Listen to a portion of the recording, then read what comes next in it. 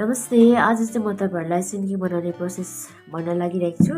यो चाहिँ मैले मुला ल्याएको छु र मुलालाई चाहिँ हामीले यतिकै डाइरेक्ट धुएर यसको यस्तो काटेर फ्याँकेर चाहिँ बनाउँदा हुन्छ। तर मैले चाहिँ यसलाई तासेर यसरी मजाले तासेर यसको दागसागहरु फ्याँकेर अनि धुएर यहाँ चाहिँ मैले धुएको छु। यसलाई चाहिँ यसरी बनाउने छु। डल्लै प्रोसेस म स्टेप बाइ स्टेप देखाउने छु। अब चाहिँ मैले यो धुइसकेर यसलाई काट्न लागिरहेको छु।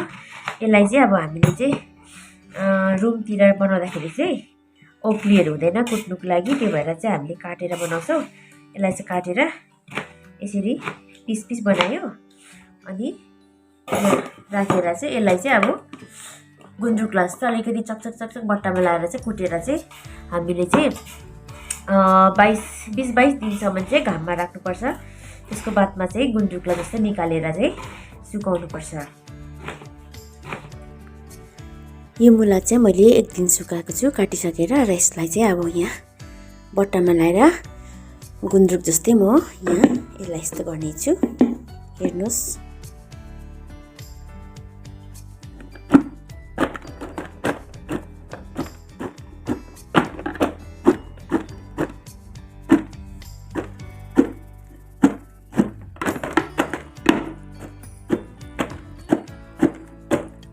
त्यो मुलालाई चाहिँ यहाँ लगाएर मजाले कुचिसकेको छु।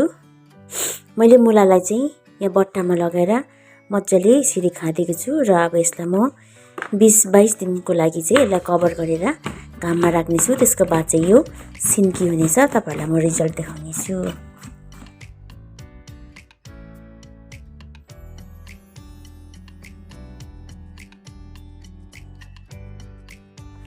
यो चाहिँ मेरो राखेको 24 दिन भयो। यसलाई काटेर किचाएर राखेको र अब यसलाई चाहिँ म सुकाउन लागिरहेछु। यो चाहिँ एकदमै अमिलो भएको छ टेस्ट। यो चाहिँ सिन्की हो। यसलाई चाहिँ 24 दिनमा निकाल्दाखेरि चाहिँ अमिलो भएको छ।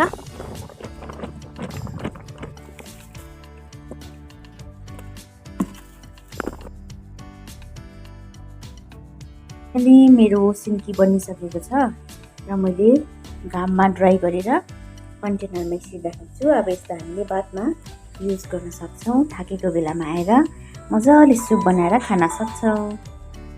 भिडियोलाई पुरा हेरिदिनु भयो अनि सब्स्क्राइब पनि गरिदिनुहोस्। Thank you.